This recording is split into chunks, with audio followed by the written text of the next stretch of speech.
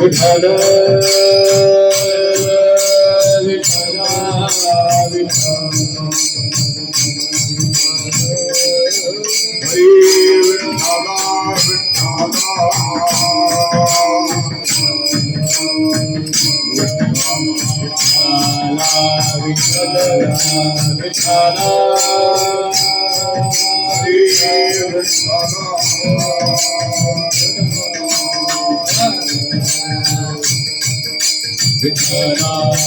विठ्ठला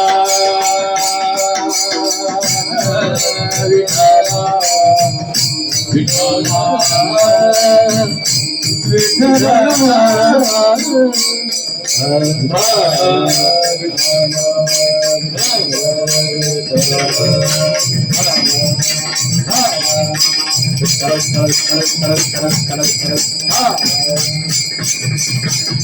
विठ्ठला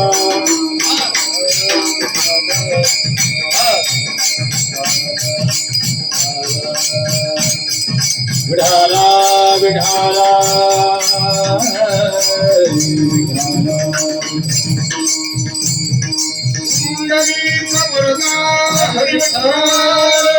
श्री ज्ञानदेव भगवान की जय, महाराज की जय, महाराज की जय।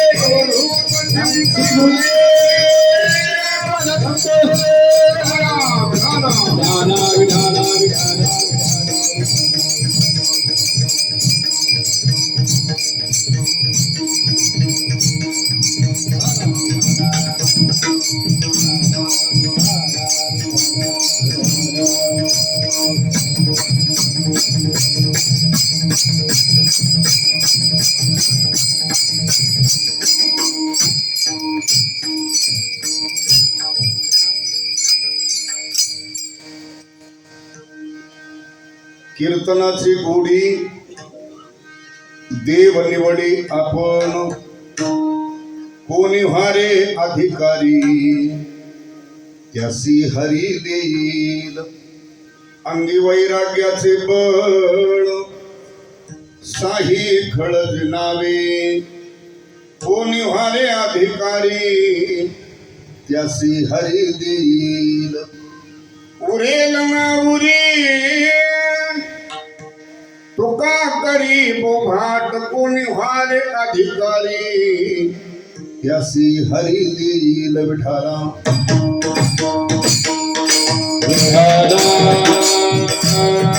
विठाला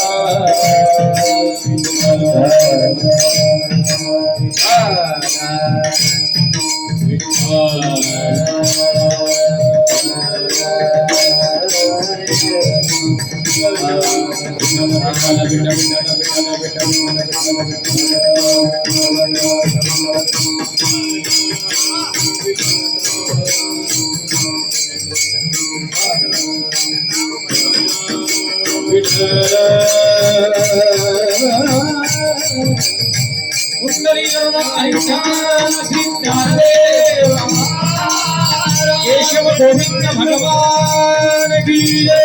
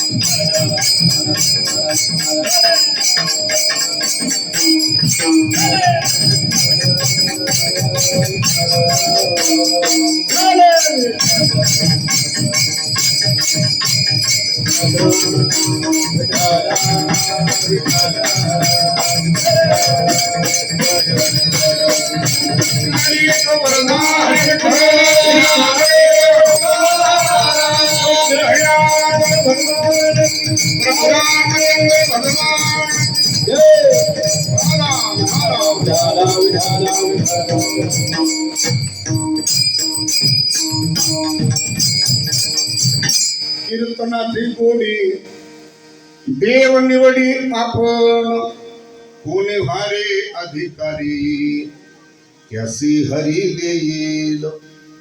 प्रस्तुत प्राप्त प्रसंगी प्राप्त स्थळी सेवेकरता उच्चारलेला अभंग महान भगवत भक्त संत सम्राट वैराग्य मूर्ती विश्वसंत तुकोबरा यांचा हा 4 चरणाचा अभंग सेवेकरता उच्चारलेला आहे. या अभंगामध्ये विश्वसंत तुकोबरा यावत विश्वामध्ये नरदेहाला आलेल्या जीवांना स्वतःच्या उद्धाराकरता मुक्त होण्याकरता भगवत प्राप्ती करता याही पेक्षा चिरंतन सुखाच्या प्राप्ती करता महाराज सांगतात जे देवाला आवडतंय, जी आवड भगवंतांनी व्यक्त केलेली आहे. महाराज म्हणतात जे देवाला आवडतं ते तुम्ही देवाला द्या. जे देवाला आवडतं ते देवाला देत असताना तुकोबराय म्हणतात पण तुम्ही त्याचे अधिकारी बना. कोणी व्हारी अधिकारी मग त्यासी हरी देईल. अधिकारी बना म्हणजे नेमकं काय करा, परमार्थामध्ये मुक्त होण्याकरता भगवत प्राप्ती करता साधना करत असताना परमार्थाची मुक्त होण्याकरता जे काही प्रतिबंध सांगितलेले ते 6 दोष आहेत. किती दोष आहेत? काम, क्रोध, मद, मत्सर, दंभ आणि अहंकार. महाराज म्हणतात हे 6 जोपर्यंत आत आहे तोपर्यंत काही होणार नाही. तुम्ही परमार्थाचे अधिकारी बनत. मग हे 6 पहिले घालवा, त्याच्याशिवाय अधिकारी बनत नाही. मग घालवायचे कशाने? तुकोबराय म्हणतात त्याकरता एकच साधने अंगी वैराग्याचे बळ, दुसऱ्या कशाने ते जात नाही. वैराग्य बळ अंगी धारण करा. वैराग्य बळाने हे 6 दोष घालवा, अधिकार संपन्न व्हा. जे देवाला आवडते ते देवाला द्या. आपली जीव दशा घालवण्याकरता कुठल्याच प्रकारचा प्रतिबंध राहत नाही. असा अभंगाचा सरळ अर्थ एवढा आला.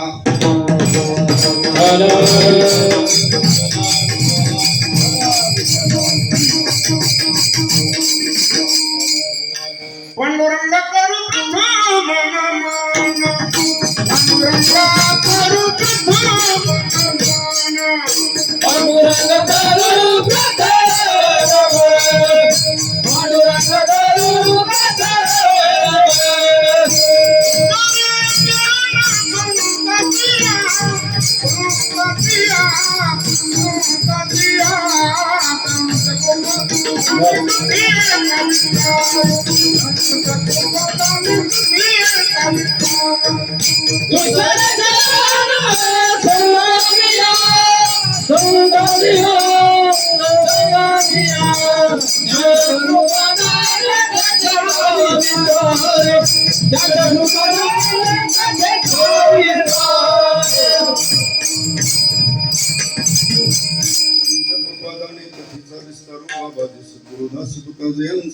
स्मरण होय सकळ विद्यांचे अधिकरण ते चिवंदो श्री चरण श्री गुरूंचे ते नमस्कारुनी.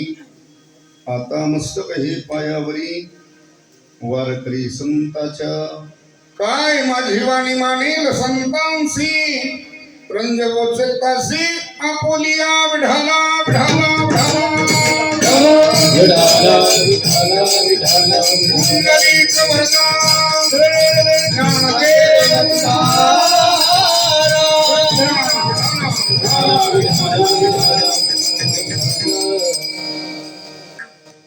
शिवेला सुरुवात करण्यापूर्वी थोडासा पर्याय तुम्ही जसा प्रतिवर्षाप्रमाणे गेली 46 वर्षापासून चालत असलेला आपला हा अखंड हरिनाम सप्ताह तथा ग्रंथराज ज्ञानेश्वरी पारणी सोहळा उपस्थित असलेले सर्व भाविक माता भगिनी तरुण मंडळी ग्रामस्थ भजनी मंडळी उपस्थित सर्व गुणीजन गायक वादक कीर्तनकार प्रवचनकार ज्येष्ठ श्रेष्ठ वयोवृद्ध तपोवृद्ध ज्ञानवृद्ध सर्वांच्या उपस्थितीत सहकार्याने संपन्न होत असलेला थोरा मोठ्यांच्या कृपाशीर्वादाने चालत असलेला भगवान केशव गोविंद हे पवित्र जुनं पुरातन स्थान.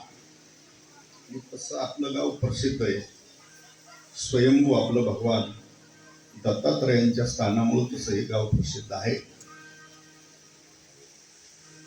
आणि अशा पुरातन जुनं असलेलं स्थान भगवंताचं आणि त्याच वास्तव्याने पुनीत पावन झालेली या भूमीमध्ये वैकुंठवासी उंबरेकरांच्या, वैकुंठवासी तनपुरे बाबा असतील यांच्या परंपरेत वाटचाल करणारं परमार्थाचे आपलं हे गाव आणि याच 46व्या वर्षातली आपल्या नामसप्तातली आजची ही 3ऱ्या क्रमांकाची सेवा आपणा सर्वांच्या भजनी मंडळाच्या वतीने ती माझ्यापर्यंत इथपर्यंत गेलेली सेवा आहे म्हणून इथपर्यंत सेवेचा एक योग, याच्यापेक्षा जास्त काही प्रस्तावना सांगायची गरज नाही. विठाला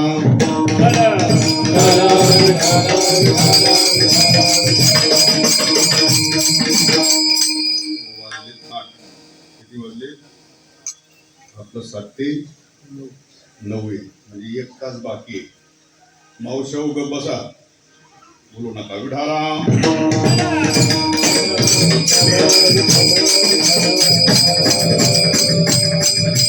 असो सेवे करता उच्चारलेला अभंग जगद्गुरु तुकोबारा यांचा आहे. ऐका या अभंगाची प्रस्तावना अशी: नर देहाला आलेल्या जीवांना जगद्गुरु तुकोबारा म्हणतात मुक्त होण्याकरता, भगवत प्राप्ती करता, उद्धारा करता, चिरंतन सुखाच्या प्राप्ती करता. महाराज म्हणतात जे देवाला आवडतं, जी आवड भगवंतांनी व्यक्त केलेली आहे ते तुम्ही देवाला द्या. तसं जीव म्हटलं की प्रत्येक जण साधना करतोच. साधना करत असं नाही. कोण कोणत्या देवाची भक्ती करतो, कोण कोणत्या देवाची भक्ती करतो. एखादा अंधश्रद्धेने भक्ती करतो, एखादा डोळ श्रद्धेने भक्ती करतो. पण तो भक्ती करत नाही अथवा त्याची कोण्या देवावर श्रद्धा नाही असा जगात माणूस सापडत नाही. ज्ञानोबराय म्हणतात मनुष्यजात सकळ स्वभावता भजनशील. प्रत्येकाची कुठे ना कुठे त्याची श्रद्धा आहे. प्रत्येक जण कुठली ना कुठली तरी भक्ती एखादी करतो. जगाचा विचार सोडून द्या, मंडपात आहे तेवढ्यांचा विचार करू. आता आपण सुद्धा प्रत्येक जण कीर्तन प्रवचन श्रवण करतो, वारी करतो, नित्यनेम करतो, पूजापाठ करतो, ज्ञानेश्वरी गाथा वाचतो, व्रतवैकल्य करतो. म्हणजे परमार्थातलं आपण कुठलं ना कुठलं तरी साधन करतो. कशा करता करतो आपण? वारी करतो, नामस्मरण करतो, पूजा करतो, व्रतवैकल्य करतो, पारायण करतो, नित्यनेम करतो. कशा करता करतो आपण हे साधन? ठीक आहे, उद्धारा करता साधन करतो. उद्धारा करता आपण साधन करतो म्हणजे अजून झालेला हे त्याच्या सापेक्ष आहे. मुक्त होण्याकरता साधना करतो म्हणजे अजून तो बद्धच आहे. भगवत प्राप्ती करता साधना करतो म्हणजे अजून झालेली. सुखाच्या प्राप्ती करता प्रयत्न करतो म्हणजे अजून भोगतोय काय? दुःख. हे त्याच्या सापेक्ष आहे. सुखाची प्राप्ती, भगवत प्राप्ती, उद्धार होणं, मुक्त होणं शब्द वेगळे, अर्थ सगळ्याचा एकच आहे. कसा? सुखाच्या प्राप्ती करता जर प्रयत्न करतो जीव तर म्हणजे याचा अर्थ भोगतोय काय? दुःख आहे त्याच्या सापेक्ष आहे.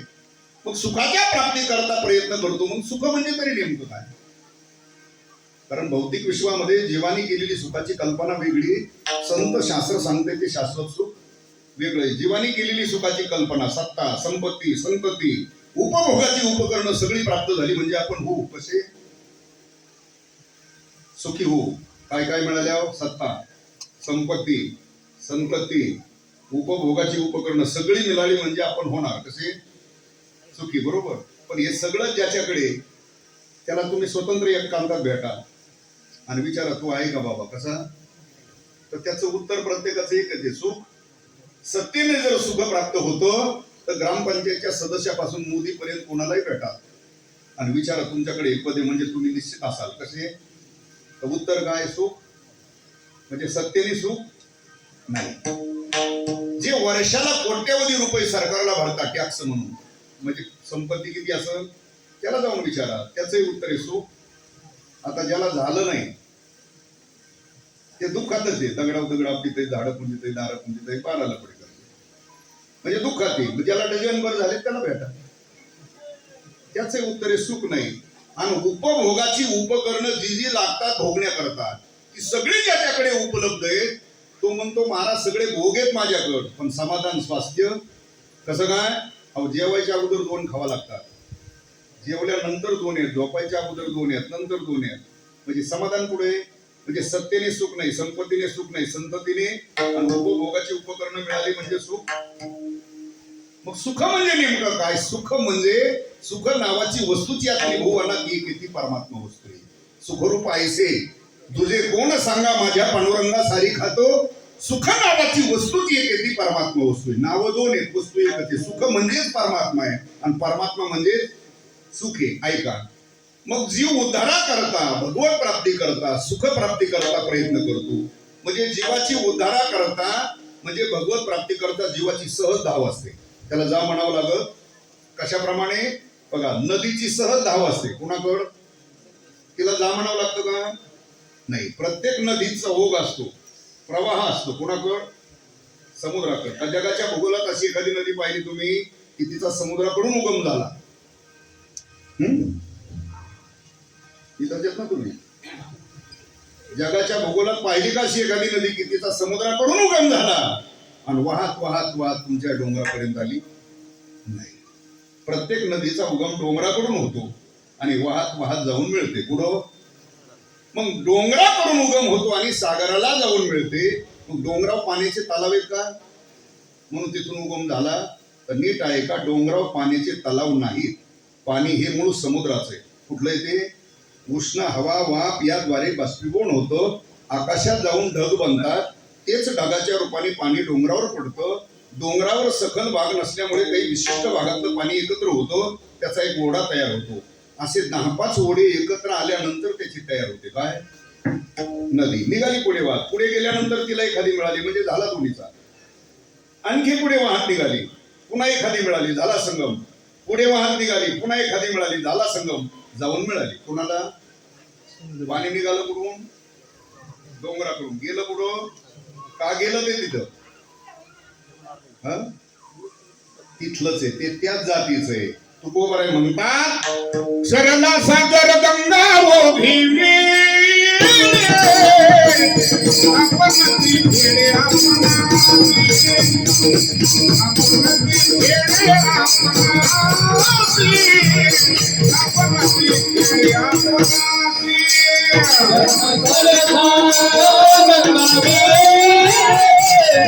आपणाची ढेरे आपणाची ढेरे आपणाची ढेरे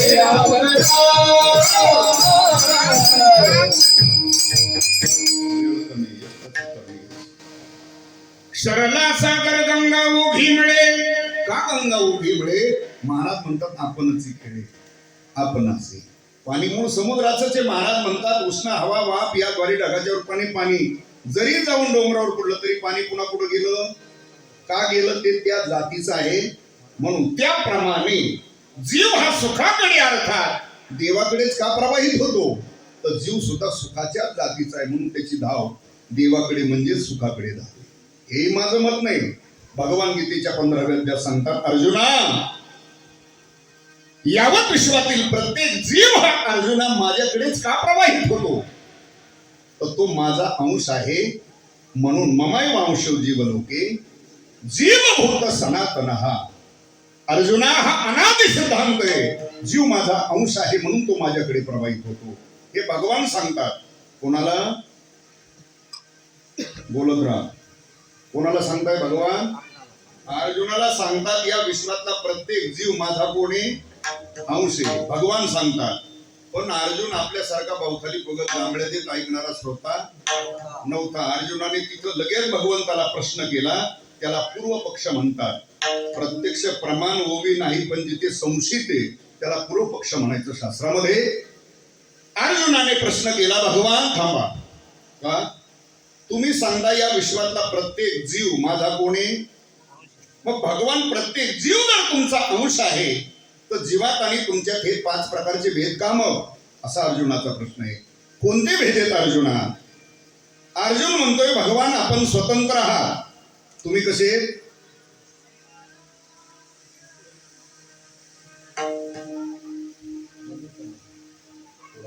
चालू असते भगवान जीव जर तुमचा अंश आहे तर भगवान तुम्ही स्वतंत्र आहात. ऐका चला, भगवान तुम्ही सुखरूप आहात. जीव रात्रंदिवस भोगतोय दुःख. भगवान आपण सर्वज्ञ आहात. जीव हा अल्पज्ञ. भगवान तुम्ही स्वतंत्र आहात. जीव हा परतंत्र आहे. भगवान तुमच्या ठिकाणी जन्म मरणाचं दुःख संभवत नाही. जीवाच्या मागे जन्म मरणाचं दुःख आहे. किती वेळा जन्म यावे, नित्य व्हावे याही पेक्षा भगवान तुमच्या ठिकाणी कर्माचा बंध नाहीये. जीवाच्या मागे कर्माचा बंध आहे. कर्मानुगो गच्छति जीव एका. भगवान जीव जर तुमचा अंश आहे तर मग जीवात आणि तुमच्यात हे 5 प्रकारचे भेद का, असा अर्जुनाने प्रश्न केल्यानंतर भगवंतांनी त्याचं गोड उत्तर दिलं. अर्जुन ऐक. आणि उत्तर हे दुसरी तिसरीकडे नाही, त्या श्लोकाच्या उत्तरार्धात त्याचं उत्तर आहे. भगवान म्हणतात अर्जुना जीव माझाच अंश आहे, पण जीव का दुःख भोगतो जीवाच्या ठिकाणी आणि माझ्या, हे 5 प्रकारचे भेद का, त्याचं कारण आहे अर्जुना त्या जीवाने संबंध जोडलाय. कोणाशी? मनषष्ठानी इंद्रियानी प्रकृती स्थानिक वर्षते. अर्जुना एरवी पाहता जीव माझाच अंश आहे, सुखाच्या जातीचा आहे, तो माझाच अविभाज्य भाग आहे, पण त्या जीवाने संबंध जोडलाय. कोणाशी? मनषष्ठानी इंद्रियानी प्रकृती स्थानिक वर्षते. मग हे भेद आहेत कोणामुळं? या डबड्यामुळं भेद आहे. जीव दुःख भोगतोय कोणामुळं? या डबड्यामुळं. माझं मत नाही, दुःख देहामुळे. अंतवंत इमे देहा किंवा शरीर दुःखाचे कोठार, दुःखाचे कोठार,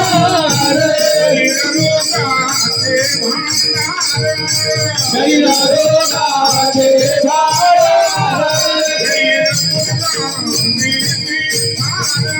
शरीर दुर्गंधीचे भार. नाही अपवित्र शरीरा ऐसे. पण पुन्हा या प्रमाणावरून श्लोकावरून पुन्हा शंका निर्माण होऊ शकते. अंतवंत इमे देहा किंवा शरीर दुःखाचे कोठार, रोगाचे भांडार, दुर्गंधीची नाही अपवित्र शरीरा. पण या प्रमाणावरून श्लोकावरून पुन्हा शंका निर्माण होऊ शकते. पण कोणाला? ज्याची ज्ञानेश्वरी गाथा भागवत नेहमी चिंतनाते त्याला, किंवा नेहमी थोरा मोठ्याचं श्रवण करतात त्याला शंका येऊ शकते. ज्याला कीर्तनासारखं चाटा चुटा, सासू सुनाचं, नवरा बायकोचं, पोराचं, पुरीचं, पेताडाचं, आईचे गाणे, बापाचे गाणे, मित्र, वनवा, गारवा, मनका, काय असलं दलिंदर ऐकायचा त्याला ना दे. त्याला शंका यायचं काहीच कारण नाही. त्याला आली तर एकच शंका येऊ शकते, जे विठ्ठल. विठाला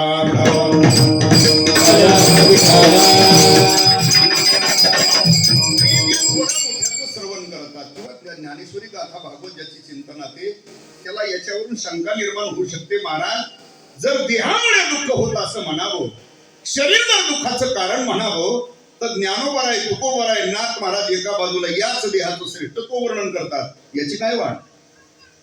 अहो ज्ञानोबा आहे तर म्हणतात 84 लक्ष योनीमध्ये एवढीच एक योनी. कोणती? याच देहाने, याच शरीराने जन्म मरणाची राहटी संपवता येते, ते फक्त याच देहात. अन्य देहात पैसे येण्याची शरीरे, शरीरा येणे सरे, किंबहुना येरधारे चिरापडे. या ओळीची काय वाटली? चला पुढं. नाथ महाराज म्हणतात मनुष्य देहाचे विज्ञाने सच्चिदानंद पदवी घेणे, एवढा अधिकार नारायणे कृपावलोकोनी दिघला. हे भागवत सांगतोय. तर गाथा सांगतोय देव होईल म्हणती ते होती तरी का, होईल म्हणती ते होती तरी का, होती तरिका चित्ती धरावे, होईल म्हणा होती तरिका चित्ती धरावे.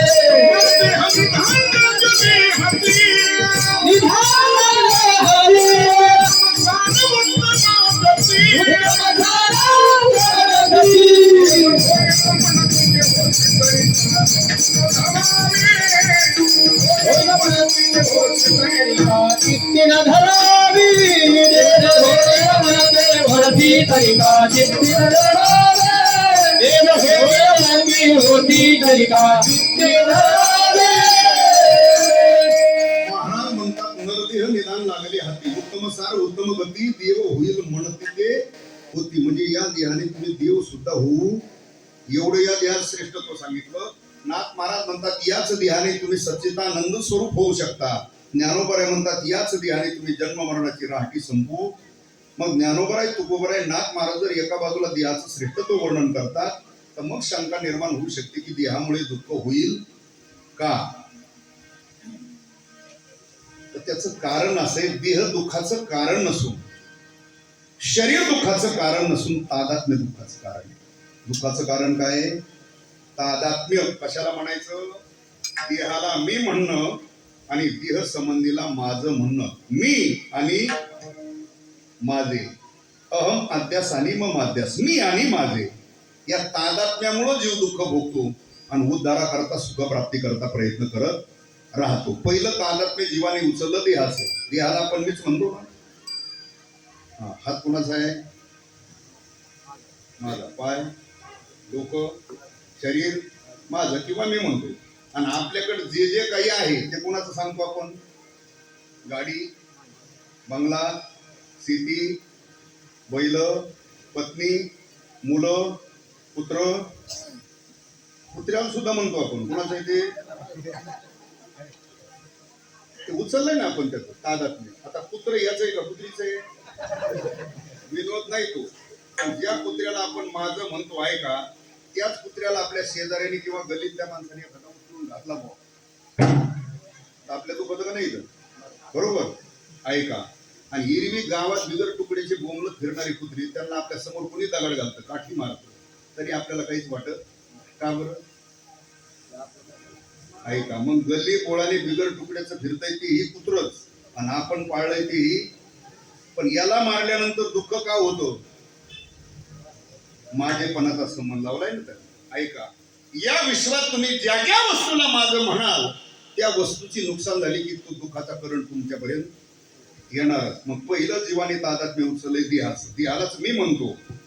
तुमची माझी प्रत्येकाची जी वृत्ती ती अहम देहास्मी वृत्ती. कोणती वृत्ती ती?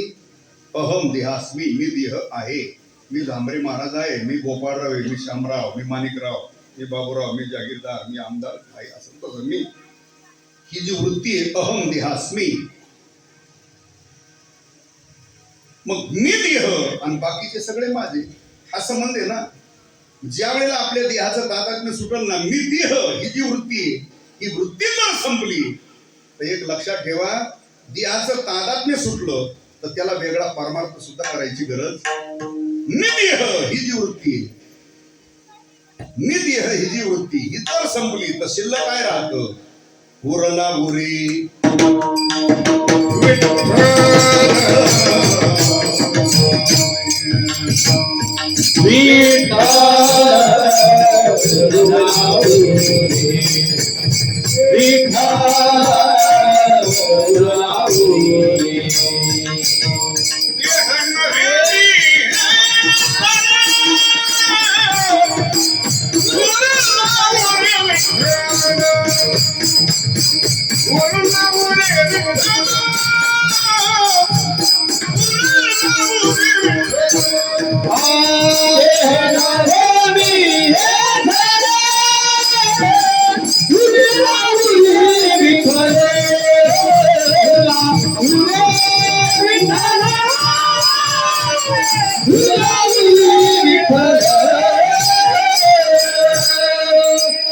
महाराज म्हणतात देह नव्हे मी हे सरे.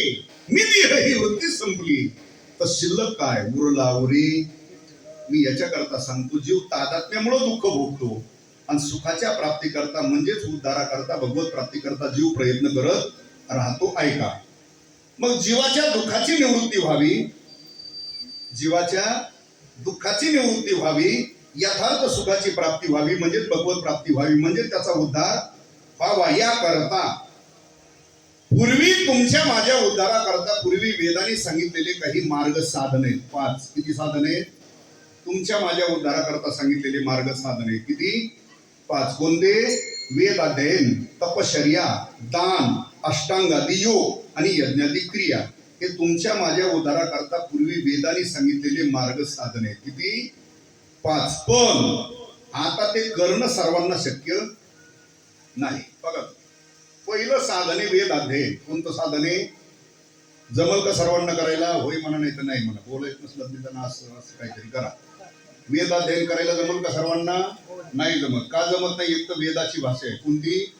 संस्कृत भाषा आहे. एक तर संस्कृतचा सर्वांना उच्चार करता येत नाही. ज्याला उच्चार करता येतो त्याला त्याचा अर्थ कळत नाही. आणि आपण तर या मापातले की आपल्याला मराठीच शुद्ध उच्चारता येत नाही. अजून आपला हरिपाठ शुद्ध पाठ, सत्वर उच्चार. किती जण म्हणतात प्रल्हादी बिंबाला? ऐका, 2024 चालू आहे आता. किती? अजून अवघे चित्र लोके सोडलं नाही लोकांनी. अजून अवघे चित्रच चाललंय, चित्रलोकी. 2024 चालू झालंय. 750 वर्ष होऊन गेले हरिपाठाला. अजून चित्र सोड. अवघेची त्रैलोक्य आनंदाची कधीच उच्चार होत नाही. असंच म्हणणार अवघे चित्र लोके चित्र. हरिपाठ अजून शुद्ध पाठ नाही, त्याला वेद अध्ययन जमल का? शक्य नाही. आपल्या दृष्टीने ते शक्य नाही. जरी सांगितलेला तुमच्या माझ्या उद्धाराचा मार्ग आहे, पण वेद अध्ययन करणं सर्वांना शक्य नाही. चला पुढं. दुसरं साधन सांगितलंय तप. कोणतं साधन सांगितलं? तप. बरं, तपश्चर्या करायची म्हणजे ते घरादारात बायका पोरात राहून नाही. तप करायचं म्हणजे घरादाराचा, बायका पोराचा, गुराढोराचा, कोंबड्या झोंबड्याचा, गोधड्या वळपट्याचा सगळ्याचा करावं लागतो. काय? त्याग. आणि हे तर काही गबाळ सुटत नाही. म्हणजे ती उपरतीच होत नाही, पण समजा झाली. होत नाही पण झाली एखाद्याला. आणि सगळं घरदार हे प्रपंच सगळं सोडून तपश्चर्या करण्याकरता हिमालयात निघून गेला. तिथंच करावी लागते. पुढं हिमालयात. आता एक तर परिवाराचा त्याग होत नाही, सगळ्या प्रॉपर्टीचा, पण केला त्याने त्याग. हिमालयात निघून गेलं. पण हिमालयात तप करायचं म्हणजे सप्तेवानी सकाळ संध्याकाळ कोणती नसते. झाडपाला खाऊन राहावं लागतं. काय खावं लागतं? दिसल त्या झाडाचा पाला खायचा, तिथं हिमालयात राहायचंय. ऐका, म्हणजे खायचा झाडपाला हे सगळ्याचा करायचा. काय? पृथ्वी हेच आणि आकाश हेच. ऊन वारा थंडी पाऊस हे सगळं सहन करायचंय तिथं राहून. ते एवढं काही सोपं नाही.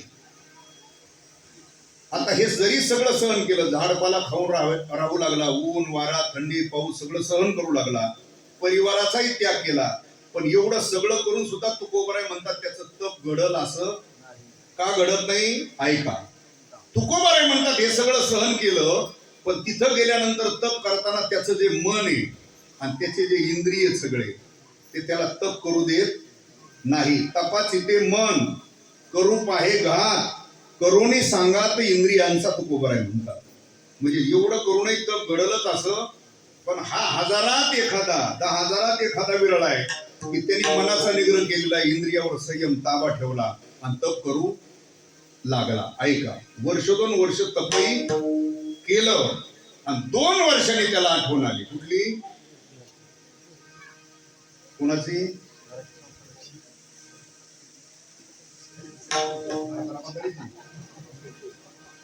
2 वर्ष तप केलं, 2 वर्षांनी त्याला आठवण आली. कुठली?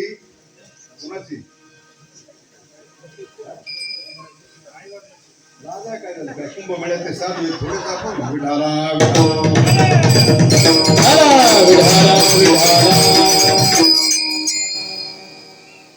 लाजायची काही गरज नाही. महाराजांनी ते स्पष्ट लिखित करून ठेवलंय ना. 2 वर्ष महाराज म्हणतात तप केलं हिमालयात जाऊन, आणि 2 वर्षांनी त्याला आठवण आली. आज तर ती पोळी माझी तर आठवण करीत असतील. कुठं? घर. कोण आठवण करीत त्याची? पोरण सुना. मग बायको. हा म्हणा बायको. गेलाय कुठं? तिथं राहून तेच चिंतन करू लागला. कोणाचं? मी म्हणत नाही, नाथ महाराज म्हणतात. वनी जाऊनी वनिता चिंतिसी. नाथ महाराज म्हणतात तप करण्याकरता वनात गेला आणि तिथं राहून जर गाडीच्या वनितेचं चिंतन करू लागला ना. ऐका, नाथ महाराज म्हणतात 2 वर्ष झाड पाला खाऊन ऊन वारा थंडी पाऊस सहन करून जी काशी गेली तू तिथं. पुढं? हा 2 वर्ष. पण तिथं राहून तुला आठवण यांची आली ना घरच्याची, ते केलेलं त्याच क्षणी संपत.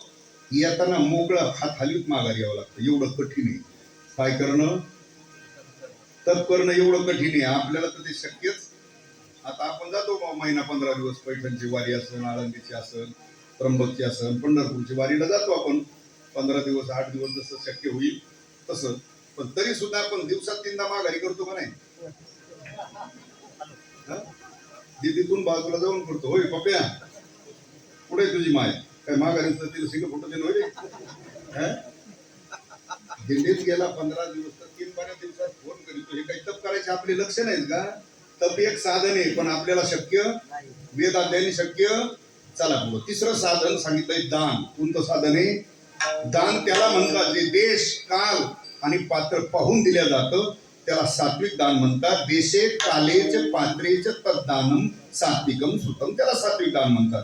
त्याच्यातलाही पुन्हा बारकावा असा सांगितला, देशकाल पात्र पाहून दिल्या जातं ते सात्विक दान आहे, पण जे दिलंय त्याचा मुखातून उच्चार करू नये, आणि ज्याला दिलंय त्याच्याकडून उपकाराची काही अपेक्षा ठेवायची नाही. दातविमितीय दानम देते उपकारिणी देशे कालेचे पात्रेचे तद्दानम सात्विकम सुतम, त्याला सात्विक दान म्हणतात. आता हेही सर्वांना शक्य नाही. चौथं साधन सांगितलंय अष्टांगादी योग. योगाचे प्रकार आहेत किती? 8 प्रकार आहेत. नियम निरोध प्राणायाम प्रत्याहार ध्यान धारणा समाधीपर्यंत योगाचे. पण ज्ञानोबारे म्हणतात ते तुम्हाला शक्य नाही. अष्टांग योगे न सिनिजे ये म्हणणे मन निरोध न किजे रया ते करूच नका, किंवा योग याग विधी त्याने तुमची सिद्धी होणार, किंवा योगाची या वाटा हे निघाले का सुभटा तया दुःखाचा वाटा भागाला. तो कठीण क्लिष्ट मार्ग आहे.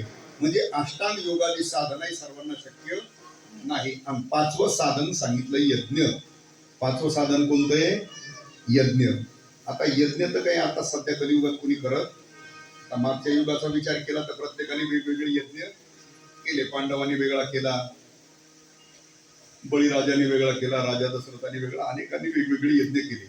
कलियुगात तसा कोणी यज्ञ करीत नाही. तसा यज्ञ करणंही शक्य नाही. आता आपण यज्ञ करत नाही असं नाही. कोणी 2 टाइम यज्ञ करतात. मला वाटतं डायबिटीस वाले 3 टाइम यज्ञ करतात. आता तेवढाच यज्ञ चालू आहे. उदार भरणनो ही जाणे जे एवढाच यज्ञ भरवायचं काम चालू आहे. 2 टाइम कुणाचा 3 टाइम. दुसरा यज्ञ कलियुगात कोणी करत नाही. मी कशा करता सांगतो, हे वेदांनी सांगितलेले मार्ग आहे तुमच्या माझ्या करता. किती ऐका थोडस. पण ते जीवाला करणं शक्य नाही हा भगवंतानी विचार केला. कुणी विचार केला? हा हे वेदांनी सांगितलेले मार्ग आहेत भगवत प्राप्ती करता, उद्धारा करता, पण हे जीवाला सर्वांना करणं शक्य नाही हा भगवंतानी विचार केला. आणि वेदाच्या नंतर भगवंतानी तुमच्या माझ्या उद्धारा करता स्वतंत्र ग्रंथ सांगितला, ती श्रीमद भगवत गीता. ऐका थोडस. वेदाच्या नंतरचा ग्रंथ आहे कोणता? श्रीमद भगवत गीता वेदाच्या नंतरचा ग्रंथ आहे. पुन्हा त्याच्यातला फरक सांगतो. वेदात आणि गीतेत हा फरक आहे. वेद निर्माण झाले कशातून?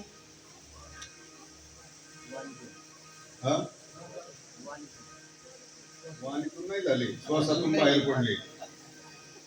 त्यासाठी ऐकावं लागतं जरा. बरं ऐका. वेद भगवंताच्या श्वासातून बाहेर पडले. ते बी झोपेत घोरण्यात बाहेर पडले. पुन्हा लक्षात राहू द्या, भगवंताच्या झोपेत घोरण्यात श्वासातून बाहेर पडले. कोण? वेद. तशी गीता जागृती सांगितलेली आणि मुखाने सांगितलेली. एकाच ओळीत दोन्हीचं वर्णन केलंय ज्ञानेश्वरी. हा वेदार्थ सागरू जया निद्रिताचा गुरु, हे वेदाचं वर्णन केलं. आणि गीतेच्या बाबतीत वर्णन केलं. एथ प्रत्यक्ष सर्वे सुरू अनुवादला स्वमुखे आपण सांगितले.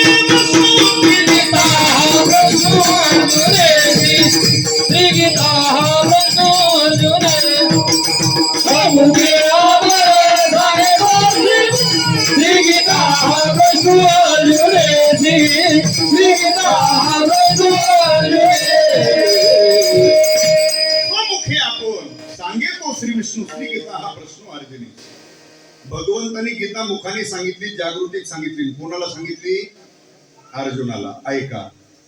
का सांगितले अर्जुनाला? त्या निमित्त त्याचं केलं. कुणाचं? भगवंत काय आपल्या प्रत्येकाच्या घरी येऊन सांगू शकत, म्हणून निमित्त त्याचं केलं. पण हिंदू भगवंताचा एकच होता, सांगितले आपल्या सगळ्यासाठी. तैसे अर्जुनाचे निव्याजे, गीता प्रकाशुनी श्रीराजे, संसारा एवढे थोर ओझे, फेडिले जगाचे, जगाचं दुःख घालवण्याकरता निमित्त अर्जुनाचं केलं. आणि गीताशास्त्र भगवंतांनी सांगितलं. आहे का? अर्जुनाला जो जो प्रश्न निर्माण झाला त्या प्रत्येक प्रश्नाचं उत्तर आहे धर्मग्रंथात, गीता ग्रंथात आहे. जी जी शंका निर्माण केली त्या प्रत्येक शंकेचं समाधान आहे गीता ग्रंथात. मग प्रत्येक अध्यायाचं चिंतन वेगळं आहे आणि प्रत्येक श्लोकातला विषय वेगळा आहे. पहिल्या अध्यायाला सुरुवात झाली धर्मक्षेत्री समवेता मामक्का पांडवाशैव किम कुर्वत, इथून सुरुवात झाली. पहिला अध्याय सांगून झाला. पहिला, दुसरा, तिसरा, चौथा, पाचवा, सहावा, सातवा, आठवा, नववा, करू का डायरेक्ट? 10 अध्याय सांगून झाले. ऐका थोडस. 10 अध्याय सांगून झाले. 11व्या अध्यायाला सुरुवात झाली. 11व्या अध्यायातले 52 श्लोक सांगितले. किती श्लोक? 11व्या अध्यायातले भगवंतांनी 52 श्लोक सांगितले. आणि 11व्या अध्यायातला 53 क्रमांकाचा श्लोक आहे. तिथं भगवान म्हणतात, अर्जुना माझ्या प्राप्ती करता आणि तुमच्या उद्धारा करता अर्जुना जे पूर्वी वेदांनी सांगितलेले मार्ग साधन होते. किती? ऐका, त्याचा उल्लेख इथं केलाय 11व्या अध्यायाच्या 53 क्रमांकाच्या श्लोकात. भगवान म्हणतात माझ्या प्राप्ती करता आणि अर्जुना तुमच्या उद्धारा करता पूर्वी वेदांनी सांगितलेले मार्ग साधन होते अर्जुना. त्यावेळेला म्हणजे पूर्वी त्या साधनाने माझी प्राप्ती होत होती. काय म्हणतात भगवान? त्या साधनाने पूर्वी माझी प्राप्ती होत होती. त्या साधनाने पूर्वी माझ्यापर्यंत येता येत होतं.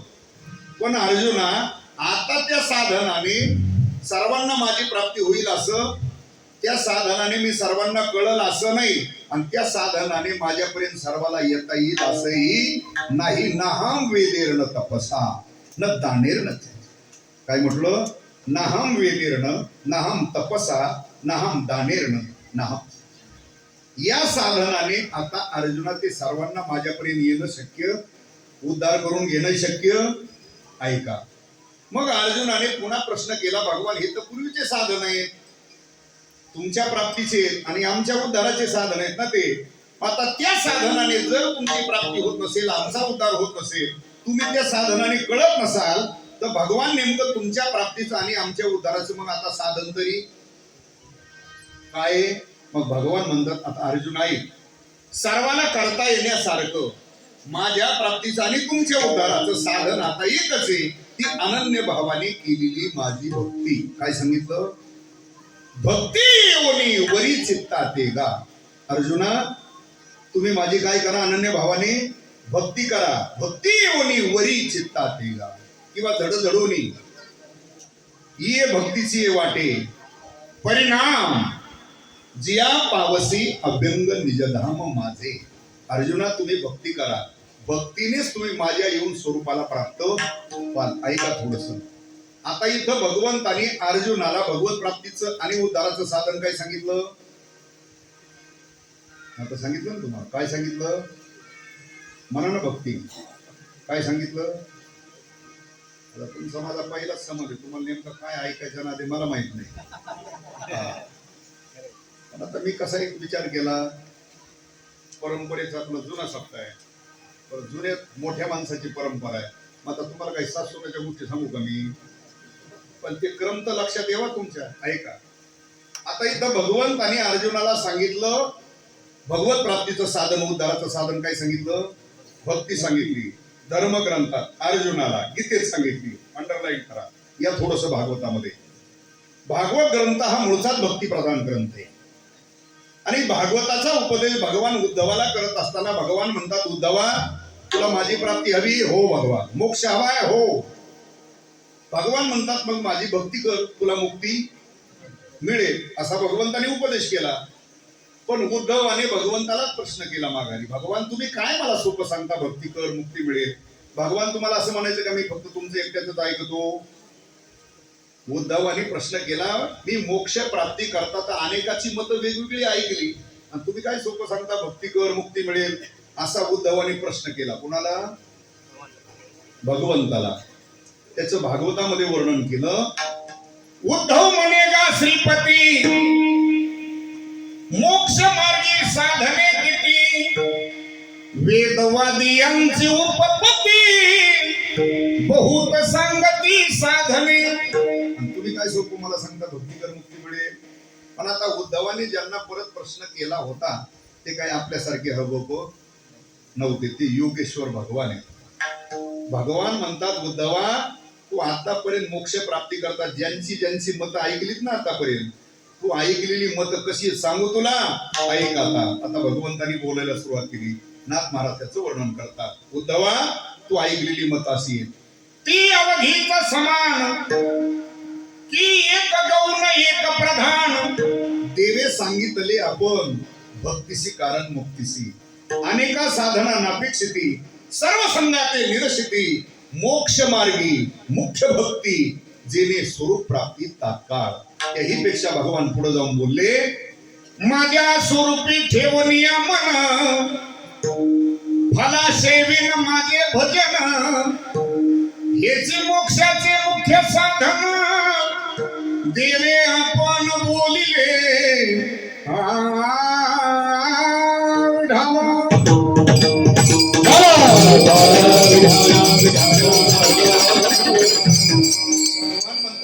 तू बाकीच्या मताचा विचार करू नको, भक्तीशी कारण मुक्तीशी, तू भक्ती कर, तुला मुक्ती.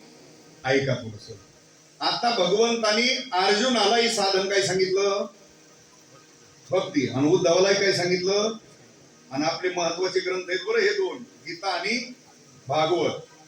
भागवताचा उपदेश उद्धवाला केला, त्यालाही भक्ती सांगितली ना, अर्जुनालाही उपदेश करताना त्यालाही भक्ती सांगितली. ऐका, आता भगवान म्हणतात भक्तीने माझी प्राप्ती, भक्तीने माझी प्राप्ती. आता भक्ती म्हणजे काय. आता कुणी कशालाही भक्ती म्हणतो. अंधश्रद्धेने एखादं कर्म केलं तरी काही माणसं म्हणतात महाराज बरी आमची पुढे बाबी. पण वारकरी संप्रदायाला प्रमाणभूत असलेली जी भक्ती आहे ती 9 प्रकारची भक्ती, तिला नवविधा भक्ती म्हणतात. किती प्रकारची. श्रवणम कीर्तनम, विष्णू स्मरणम, पादसेवनम, अर्चनम, वंदनम, दास्यम, सख्यम, आत्मनिवेदनम, ही नवविधा भक्ती आहे. त्या नवविधा भक्तीतली कुठलीही केली तरी ती भक्ती. ऐका, आता तुमचं चालू आहे सर्वांचं काय, ही पहिल्या क्रमांकाची भक्ती बरं, नवविधा भक्तीतली श्रवणम. चला दुसरी भक्ती कोणती, कीर्तन भक्ती. आता हे चाललंय काय, चाललंय काय, आणि कीर्तन त्याला म्हणतात बरं. ऐका जरा, कशाला, जिथं भक्ती ज्ञान वैराग्य सांगितलं जातं त्याला म्हणायचं काय, कीर्तन. प्रमाण ओवी श्लोक सोडून काहीच बोलायचं नसतं त्याला म्हणायचं कीर्तन. आणि जिथं फक्त देवाचं आणि साधूच गुणवर्णन केलं जातं, चरित्र वर्णन केलं जातं त्याला म्हणायचं कीर्तन. देवाचं संताचं वर्णन करायचं, भक्ती ज्ञान वैराग्य आणि प्रमाण ओवी श्लोक सोडून या गादीवर दुसरं काहीच म्हणायचं नाही त्याला म्हणायचं काय. ती आईचं नाही, मायेचा सागर नाही, बापाचा डोंगर नाही, काहीच म्हणायचं नाही. तिकडे काशी करायची, इकडे नाही आणायचं. ही नारदाच्या गादीवर प्रमाण ओवी श्लोक सोडून काही बोलायचं नसतं. भक्ती ज्ञाना विरहित इतरा गोष्टी न कराव्या ही कीर्तनाची मर्यादा.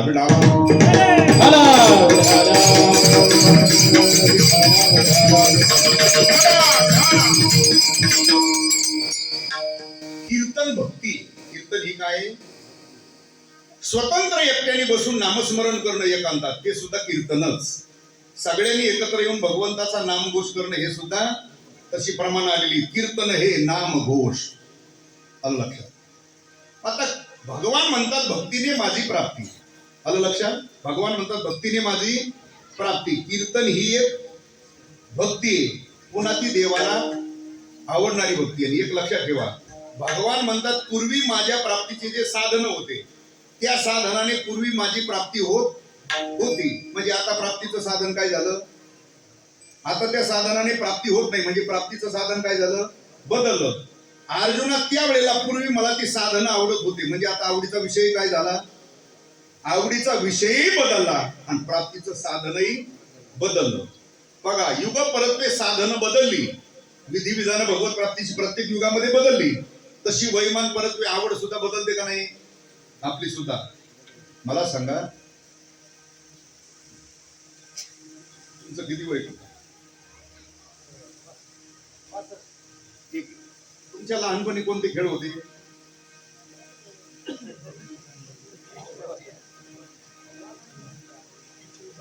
हा, ठीक आहे. कबड्डी, सुरपाटी, बहुरा, विटी दांडू, गोट्या हे खेळ होते. ठीक आहे. आताही खेळ आहेत, थोडे बदललेले असतील, नाही असं नाही. त्याही वेळेला खेळ होते, आताही. मला सांगा, त्या खेळाची आवड प्रत्येक मुलाला किती वर्षापर्यंत असते? एक 15-20 वर्षापर्यंत मुलाला खेळ आवडतात. मी आता आवडीचा विषय सांगतो.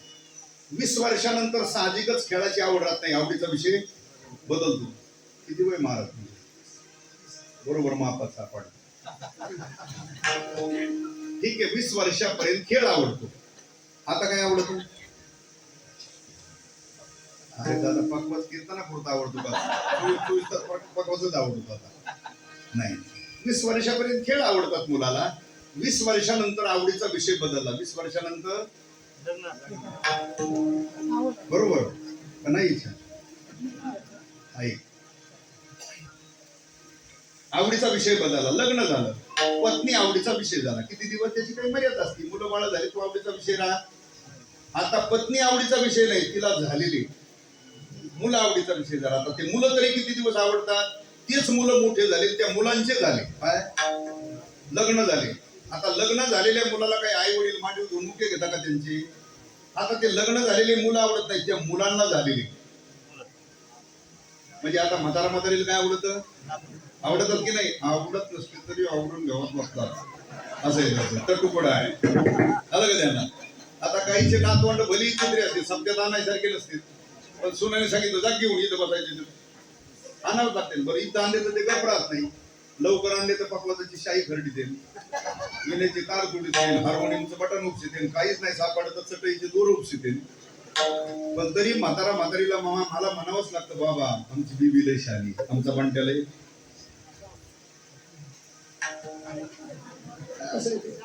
ऐका, मी कशा करता सांगतो, वैमान परत ते आवडीचा विषय काय होत जातो, बदलत जातो. का असं आहे का बाबा? दुपारा पारायण संपलं, पंगत झाली, आणि 10-5 म्हातारी आले सभा म्हणतो, ओ गोपाळराव या का खेळू गडी बर तासभर. आता म्हातारे गोटे खेळते का? नाही. मी कशा करता सांगतो, वैमान परत्वे जशी आवड बदलते तशी युग परत्वे साधनही काय होतात, बदलतात. भगवान म्हणतात, पूर्वी मला ते साधन आवडत होती, म्हणजे आता आवडीचा विषय काय झाला, भगवंताचा बदलला. त्या साधनाने पूर्वी माझी प्राप्ती होत होती, म्हणजे प्राप्तीचं साधनही बदललं आणि आवडीचा विषय. मग आता भगवान म्हणतात, भक्तीने माझी प्राप्ती. अर्जुना, भक्तीने माझी प्राप्ती. कीर्तन ही एक भक्ती, आणि कलियुगामध्ये तिला प्राधान्य दिलं. कलियुगा माझी करावे कीर्तन, तेने नारायण देईल भेटी. कलियुगामध्ये हरी कीर्तन हे भगवत प्राप्तीचं साधन सांगितलं. कीर्तन ही एक भक्ती, आणि पुन्हा ती देवाला आवडणारी भक्ती. किती कीर्तन भक्ती देवाला आवडते 1 मिनिटात सांगतो तुम्हाला. चंद्रभागेच्या पवित्र वाळवंटामध्ये नामदेवरायचं कीर्तन चालायचं. त्या कीर्तनाला प्रमाण चाल म्हणण्याकरता कीर्तनाच्या साथीला सामान्य कुणी नव्हते. माऊली महावैष्णव ज्ञानोबराय, कबीर महाराज, सावता महाराज हे कीर्तनाच्या साथीला होते, चाल प्रमाण म्हणण्याकरता. कीर्तनकार नामदेव महाराज आहेत, चाल प्रमाण म्हणायला ज्ञानोबराय, कबीर महाराज, सावता महाराज ही मंडळी. आणि श्रोते सामान्य नव्हते. निवृत्तीनाथ, सोपान काका, गोरोबा काका, मुक्ताबाई, जनाबाई श्रोते अधिकारी, कीर्तनकार अधिकारी आणि टाळकरी अधिकारी. आता त्या कीर्तनाचा आनंद सामान्य असेल का हो? रंग भारे कीर्तनाचे,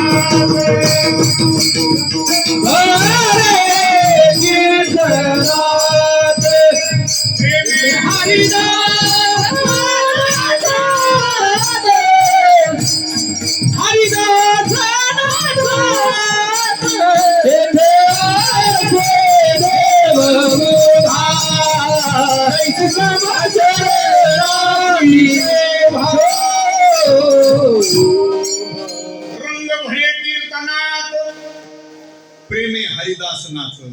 ऐका, तेथे असे भगवान त्या रोज कीर्तनला हजर असायचे. ऐका, पण एके दिवशी प्रकार असा घडला, संध्याकाळी भोजन झालं भगवंताचं, आणि थोडी विश्रांती करावी, वेळ आहे ना, विश्रांती करावी म्हणून भगवंतांनी काढली. काय काढले फक्त अंगावर होता देवाच्या काय पितांबर फक्त होता अंगावर भगवान विश्रांती करू लागले आणि तोपर्यंत कीर्तन वाळवंटात सुरू झाला ते नामदेवरायचे कीर्तन ते सामान्य नव्हते बरं जनाबाई सारखी म्हणजे ज्यांचं मागं पुढे राहून भगवान रक्षण करत होता ज्यांची पडलेली कामं सुद्धा देव करत होता ज्यांच्या मुखातून बाहेर वचनं पडली त्याची गाथा तयार आणि जनाबाईचा एवढा अधिकार होता एका युगी पुरुषाला एका नैष्ठिक ब्रह्मचार्याला एका ज्ञानी पुरुषाला खाली बसून प्रमाण म्हणण्याची आज्ञा करावी एवढा जनाबाईचा होता जनी म्हणे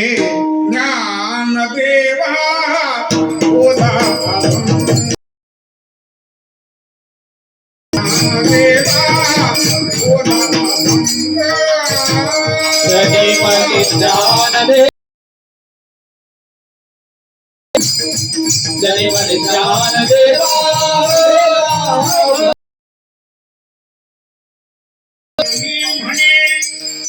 ज्ञानदेवा भंग आज्ञा कोणी केली कोणाला जनाबाईची आज्ञा प्रमाण मानून मग म्हणायला सुरुवात केली कुणी आता ज्ञानोबारायने म्हणायला अडचणी गाऊ अभंग बोलता रंग कीर्तनी भरला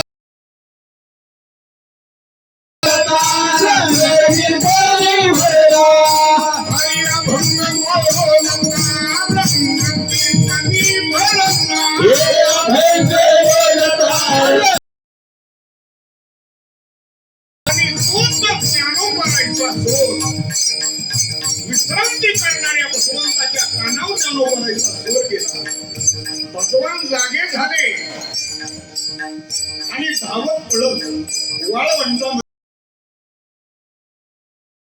पितांबर होता एवढाच पुरावा आलेला आहे काय झालंय भगवान धावत पळत चंद्रभागेच्या वाळवंटामध्ये आले नव्हता विना काळाचीच विनकरेच्या बाजूला जाऊन भगवान उभे आल्याबरोबर प्रेमातीन छंदे विठ्ठलना तुला प्रेमातीन छंदे विठ्ठलना तुला प्रेमातीन छंदे विठ्ठलना तुला प्रेमातीन छंदे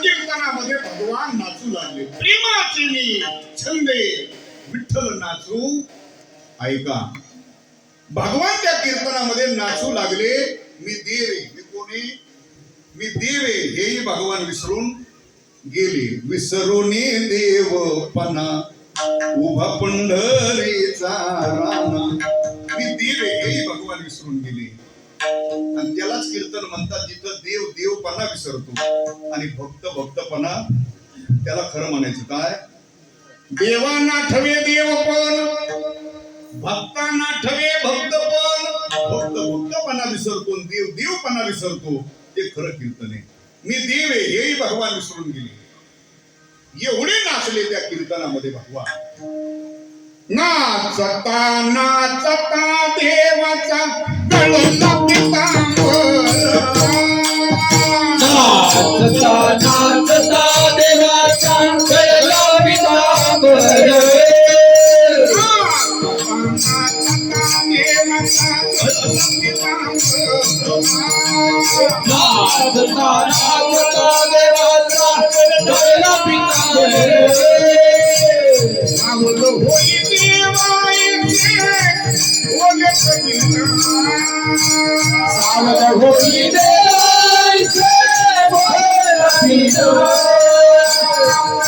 हे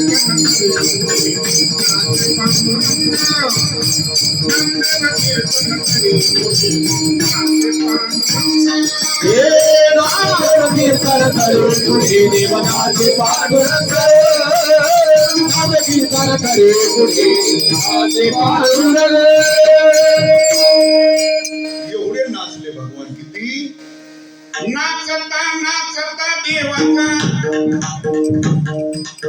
गळला पितांबर नाचता नाचता काय गळाला पितांबर गळाला तरी भगवान ते कबीर महाराजाच्या लक्षात आलं आणि कबीर महाराज ओरडले भगवान सावध होई देवा ऐसे बोले कबीर तरी भगवान सावध होत नाही म्हणून साधू या संतांनी देवासी धरले मनगटी काय झाले म्हणून दचकले नामदेव कीर्तन करी पुढे देव नाचे ऐका मी देव आहे हेही भगवान जिथं विसरून गेले नाचता नाचता स्वतःचा पितांबर गळाला याचंही ज्याला भान राहिलं नाही एवढं देवाला आवडत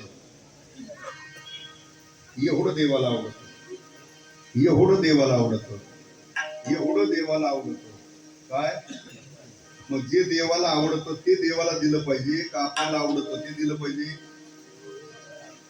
माणसं आपल्या आवडीचं देवाला देतात का देवाच्या आवडीचं देवाला देतात देव कोणता असू द्या बांधावरचा असू द्या वड्यातला असू द्या चारीतला असू द्या शिवावरचा असू द्या आवडतं का त्या देवाला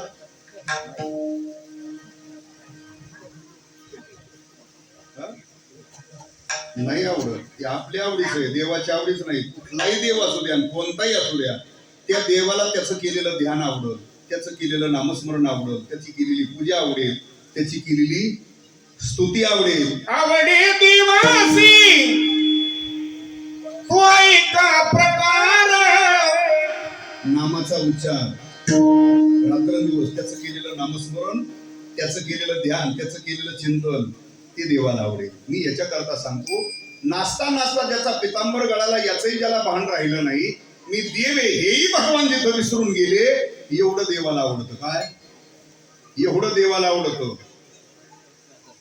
एवढं आवडतं देवाला काय कीर्तनाची बारी कीर्तनाची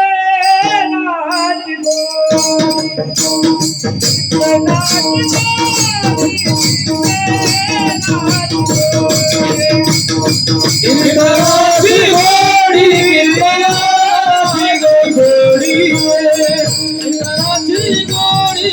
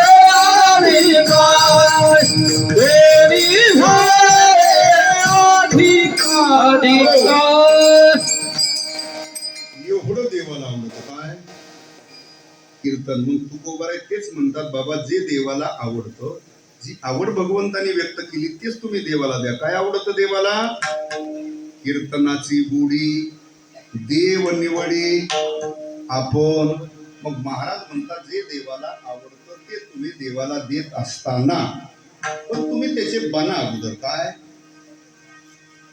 तुम्ही त्याचे बना काय कोणी भारे अधिकारी कोणी भारे अधिकारी कोणी भारे अधिकारी कोणी भारे महाराज म्हणतात जे देवाला आवडतं ते देवाला देत असताना तुम्ही त्याचे बना काय अधिकारी बना कोणी भारे पण तुकोबाराही एक शंका आहे काय आता देवाला जर भजन आवडतं भक्ती आवडती नामस्मरण आवडतो आणि नामस्मरण भजन भक्ती करण्याकरता तर काही अधिकारी सांगितलेला आहे.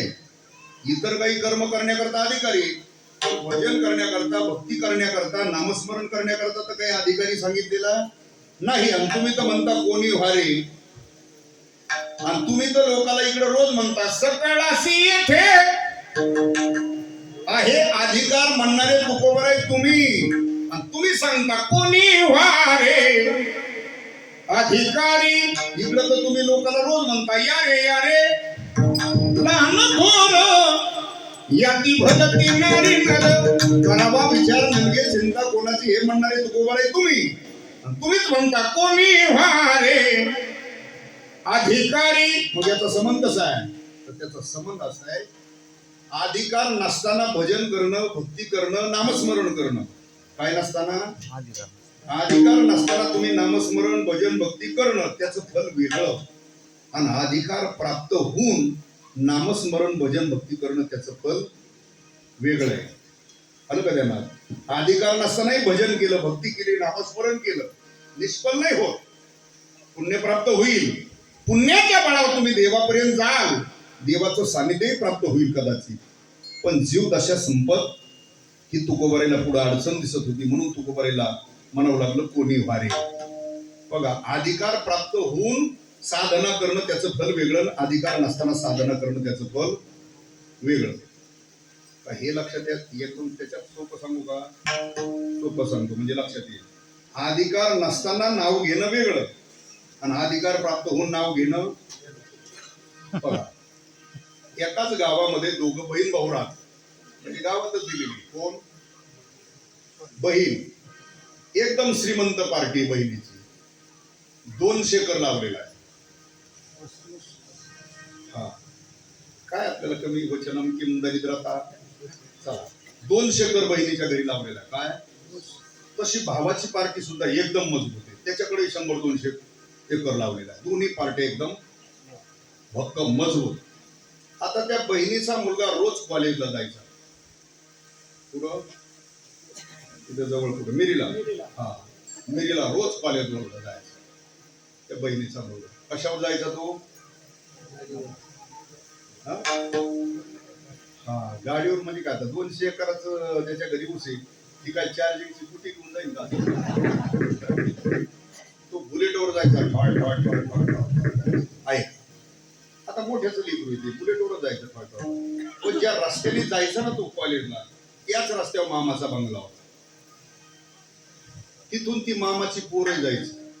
पुढं कॉलेज. आता मामाची मुलगी काय घेऊन जायला तिला अडचणच नव्हती ना, घेऊन जायचं तिथं, तिच्या तिथं जवळ घेऊन सोडून द्यायचा. येताना कधी कधी घेऊन यायचा साधन नसलं तर. मामाची मुलगी. आता एखाद्या दिवशी तो घाई गडबडीत निघाला, त्याच्या लक्षातच नाही राहिलं काय. हा, तर ती तिचं उरकून सगळं तयार राहायचं. याच्या नाही जर लक्षात राहिलं तर ती हाक मारायची, शरद थांब ना, घेऊ दे. गाडी उभा करायचं, घेऊन जायचं. एके दिवशी असं घडलं, त्याला घरीच एवढा वेळ झाला, म्हणजे तासाचा टाइम जिथं होता तो घरी झाला. तेवढं घाई गडबडीत निघालं, कपडे बिपडे बॅग वगैरे घेतली, एकदम आवेशात निघालं. आता ही उरकून थांबली होती, पण ती उशीर झाल्यामुळे ती आवेशात चाललो होतो, त्याच्या लक्षातच नाही ती घेऊन जायची. ती त्या आवेशात जात असताना तिने अगोदर हात मारली, शर्यत येऊ दे ना. त्याने काय ऐकलं, मग ती मागून शर्या. मला तेवढंच सांगायचं, मला बस पुढचं ऐकायचं, पण मला नाही सांगायचं. मग तेवढंच सांगायचं. सगळे टप करूनच येतात पुढं काय, मला ते सांगायचंच नाही, मला एवढंच सांगायचं होतं. उडाला उडाला आता त्या मुलाची आई आणि मुलीचे वडील हे कोण आहेत दोघं? हा, ते दुपारी एक दिवशी सहज एकत्र बसले, आणि त्या बहिणीने सांगितलं आपल्या भावाला, माझ्या शेवटचं वर्ष आहे आणि आम्हाला काही पुढं शिकवायचं नाही, सर्व्हिसची काही गरज नाही, एवढा मोठा व्यापी पाहायला कुणी नाही. आम्ही म्हणतोय आता या वर्षी, आता या महिन्यात काही तारखा नाही, पुढच्या महिन्यात आम्ही म्हणतोय त्याच. हा, मग त्या भावाने आपलं मत मांडलं. माझ्याही मुलीचं आता 12वीचं वर्ष संपत आहे, आम्हालाही काही पुढे शिकवायचं नाही. आम्ही म्हणतोय आता या वर्षी तिचं नाही का. पण त्या भावाने आपल्या बहिणीला सांगितलं, बाई आमच्या सगळ्या परिवाराची इच्छा आहे की एवढी मुलगी तुझ्या मुलाला करावी बुवा.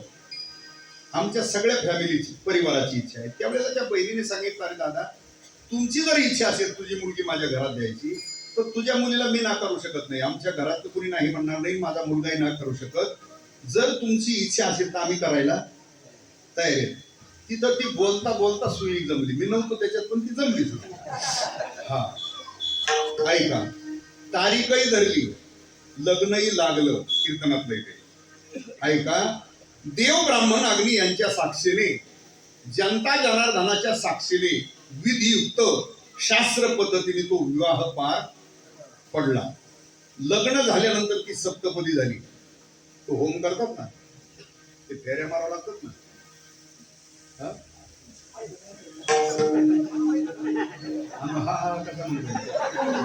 दुसऱ्याचं लई टचून बघतो का ना. राम ध्यानात नाही. ते असं करगुळीला धरून फेरे मारतात ना. किती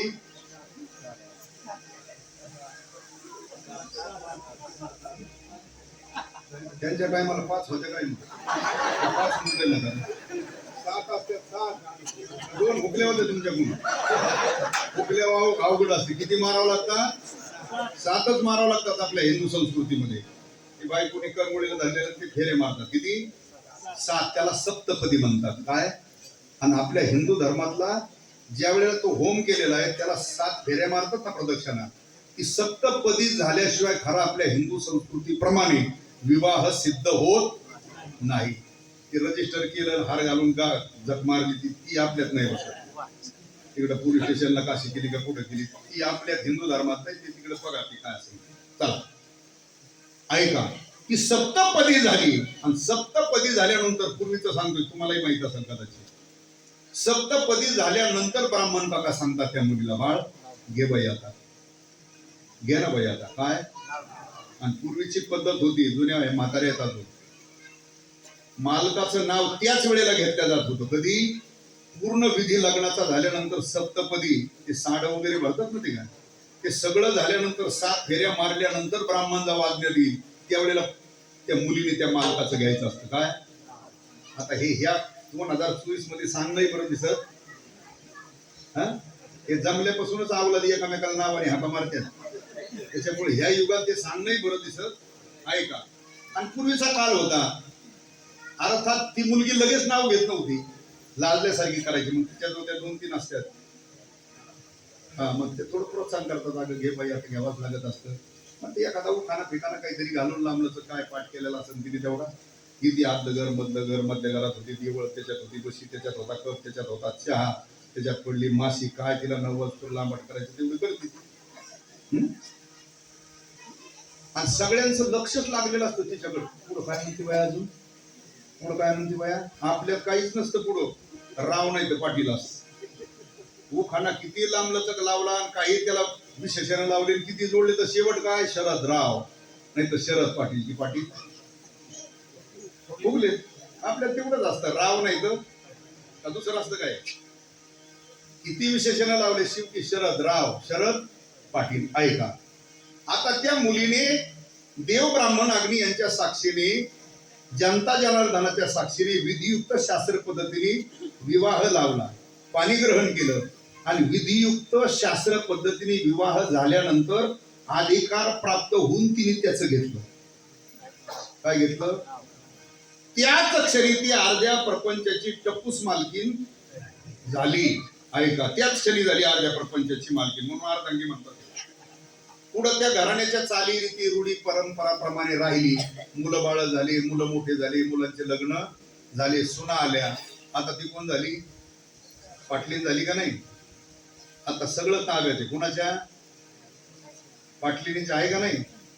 त्या पाटलाला जरी आपण विचारणार, हो पाटील आपला सप्ताह चालू इथं, तुमच्याकडे ती अशी अशी वस्तू आहे, ती लागत होती 8 दिवस इथं मंदिरात. पाटील वरच हात करतोय, बाबा आपल्याकडे काहीच राहिलं नाही, आता ती पाटलीन जाणार. तुम्ही मी आता इने होत राहतो सप्त्याला बरेच वाटलं इने होते जाता ढाला ढाला ढाला ढाला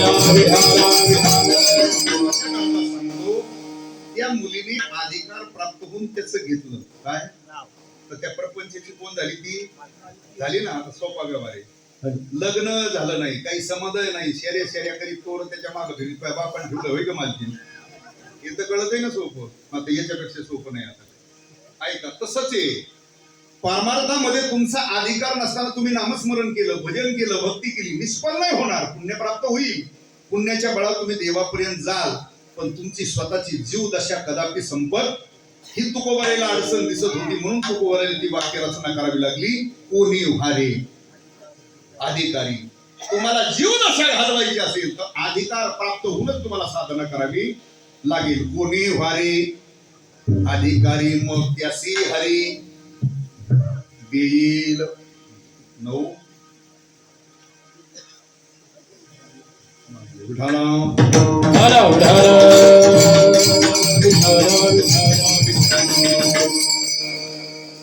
राहिलेल्या चरणाचा थोडक्यात अर्थ सांगतो तुम्हाला का करू जे विठ्ठल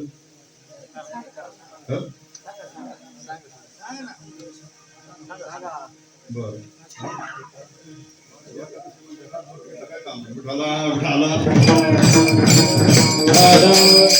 कोणी भारे अधिकारी त्याशी हरी देईल अधिकारी म्हणा मग नेमकं काय करा अधिकारी म्हणा म्हणजे तुकोबाराय म्हणतात परमार्थामध्ये उद्धारा करता मुक्त होण्याकरता परमार्थाची साधना करत असताना जे काही प्रतिबंध आहेत ते 6 दोष आहेत किती दोष आहेत 6 कोणते काम क्रोध मद मत्सर दंभ आणि अहंकार तुकोबाराय म्हणतात हे 6 जोपर्यंत आत आहेत तोपर्यंत तुम्ही किती परमार्थ करा पदव्या लावून घ्या पदव्या मिळवा काही करा लोक तुम्हाला मानतील लोक डोक्यावर घेऊन नाचतील लोक तुमची वाहवा करतील पण स्वतःच काही होत नाही कुठपर्यंत हे 6 आत आहेत तोपर्यंत मग महाराज म्हणतात हे पहिले 6 घालवा त्याच्याशिवाय तुम्ही अधिकारी बनत पण तुकोबाराय हे तर 6 काही सहज जाणार आहेत काय हा दिले काढून होय पलीकडे असे आहे का हे 6 सहज जाणारे नाही विश्वामित्रासारख्याला 3 घालवायला वर्ष लागले होते 60,000 ऐकताय ना तुम्ही विश्वामित्राला 3 घालवायला वर्ष किती लागले होते 60,000 किती घालवायला 3 आणि आपल्याला तसले घालवायचे किती 6 किती दिवसात 100 काय जाता आलंय आता 60-70 म्हणा लईच आता जुने आहे तर ते एखादी काय 80 पर्यंत 100 आता म्हणायचं हे जुने म्हातारे सोडले तर आपला काही 100चा काही संबंध आपण 60-70-80 60-70-80 वर्षात घालवायचे आपल्याला किती 6 आणि त्यांना 3 घालवायला लागले होते 60 बघा 60,000 कुठून खाली 60-70 वर्ष कुठं म्हणजे कुठं त्यांची MIDC कुठं आपली पानाची टपरी कुठं त्यांचं 60,000 आणि कुठं आपलं 60-70 खाली त्याच्यात घालवायचे किती 6 आणि पुन्हा ते 6 सहज जाणारे नाही पहिला काम थोरा मोठ्याला चितपट केलंय त्यांनी कुणी सामान्य नाही बाबा मी म्हणणारे ज्ञानी म्हणून घेणारे साधना करणारे पण यांना चितपट केलं कुणी मज कामाचे निधाये ब्रह्माकन्येसी धरू पाहे पराशरे केले काय भोगिले दिवा दुर्गंगा सामान्य ब्रह्मदेवे पराशर ऋषी यांना सुद्धा कामाने चितपट केलंय बॉस साहेब म्हणून काम सामान्य नाही आणि सहज जाणाऱ्यातला नाही आपला तर विषय सोडून द्या नाथ महाराजांनी ठळक 10 जणांची यादी काढली किती जणांची म्हणजे कामाने कोणाला झटका दिलाय किती जणांची यादी आहे 10 जणांची त्याच्यात आपला पुढे उल्लेख रामायणाचार्य भागवताचार्य कीर्तन केसरी वाणी भूषण वारकरी भूषण मठाधिपती महामंडलेश्वर शास्त्री फिसरी महंत काय 12 लफडी असते पत्रिकेत टाकलेली यांचा कुठंच उल्लेख केला नाही नाथ महाराजांनी का नाथ महाराजाला वाटलं ही पदव्या लावून घेतलेली गडी तर कामाच्या तडाख्यात नाश्त्यावरी वाद जाणार आहे त्यांचे कुठं टाकून घेऊन पान होती का म्हणून ठळक यादी काढली किती 10 जणांची नाथ महाराजाचा भारुडे याडका मदन त्याच्या बिया दिली. बघा कोणाकोणाला झटका दिलाय. धडक मारली शंकरा, तिथून सुरुवात आहे. आपण कशी बसतो ते बघून घ्या. धडक मारली शंकरा, केला ब्रह्मयाचा मातेरा, इंद्र चंद्र सीतारा लाविला वीण तू केवळ पंचानन. किती झाले? याचा अर्थ लक्ष दिसत. भगवान शंकर, ब्रह्मदेव, इंद्र आणि चंद्र किती झाले? या ठेवा ना जरा. पुढे वर्णन केलं. धडक मारली नारदा, केला रावणाचा चेंडा, दुर्योधना मारली गदा, घेतला प्राण तू केवळ पंचानन. किती झाले? 7 झाले. आता 3 सांगतो, ऐका तेवढे आता कसं तरी बरंच. भस्मासुर मुकला प्राणसी, तिची गती झाली वालिसी.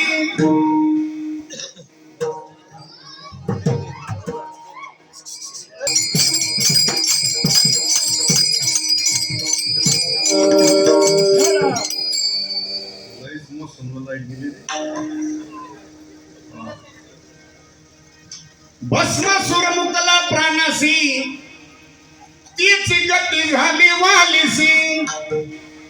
विश्वामित्र सारखा ऋषी नाडी लागीने तू केवळ पंचानन. केवळ पंचानन, केवळ पंचानन,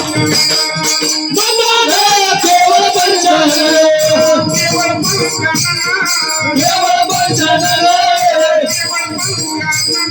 केवळ पंचानन, केवळ पंचानन, केवळ पंचानन.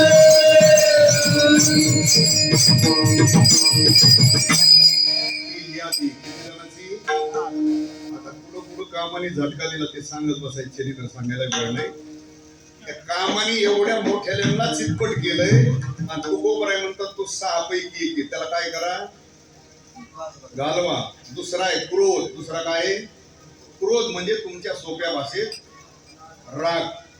आवडता येत नाही. मनाच्या विरोधात एखादं थोडं काही बोललं, एखादं वाक्य जरी एखादा माणूस आपल्या मनाच्या विरोधात बोलला तरी लगेच येतो का नाही आपल्याला त्याचा काय?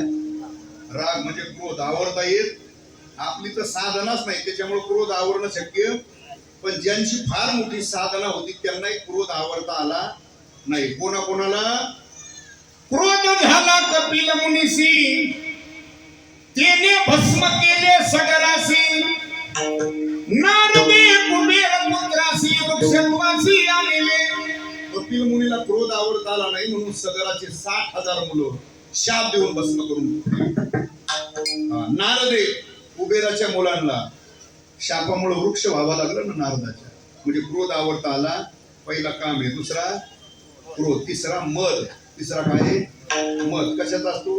कशाचाही मद असतो. सत्तेचा मद आहे, संपत्तीचा मद आहे, बुद्धिबळाचा, समाज बळाचा, सौंदर्याचा, हा सगळा मदच आहे. पण टिकणारा हा टिकणारा नाही बरं. शरीर बळ आहे. आज आहे 10 वर्षांनी राहत, बुद्धी असते 25 वर्षांनी चालत नाही. सगळा समाज मागे आहे आपल्या. पुढच्या 25 राहत नाही. सत्ता आज आहे, उद्या राहत नाही. संपत्ती आता भरपूर आहे, ती पुढे राहील याची शाश्वती. हा मद आहे. काम, क्रोध, मद. मत्सर दुसऱ्याचा घर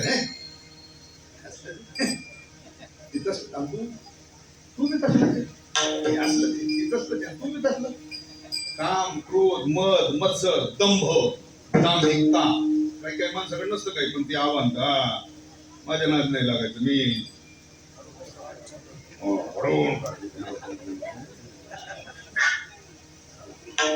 काही काही माणसं बघा, जर माणसात काय लागलं तुम्ही सोडव, त्याचं तुम्ही सोडव बघतोच मी त्याच्याकडे. त्याचा काटात त्याचं कामच त्याला माहिती नाही. दादा काही झालं तर इकडे धरायला आहे. आणि ज्याला म्हणतो सोडा सोडा बघतो त्याचं कामच करतो. त्याचा काटात आणि नंतर तिकडे फाट्यावर दोघांची 2 दिवसांची तर 5 वाजता भेट झाली. 30 ला केली. दांभिकता, काम, क्रोध, मद, मत्सर, दंभ आणि 6वा अहंकारे. तो अधोगतीलाच कारण आहे. तुकोबराय म्हणतात त्याग तरी ऐसा करा, अहंकारा दवडावे. आता त्याचा विस्तृत विचार सांगायला वेळ नाही. पण हे 6 जोपर्यंत आते तुकोबाराय म्हणतात तोपर्यंत तुम्ही परमार्थाचे अधिकारी बनत नाही. त्याच्यापेक्षा पुढे जाऊन सांगतो, तुकोबाराय म्हणतात हे ज्याच्या बरोबर आहेत ना त्याच्यासारखा मूर्ख दुसरा कोणी.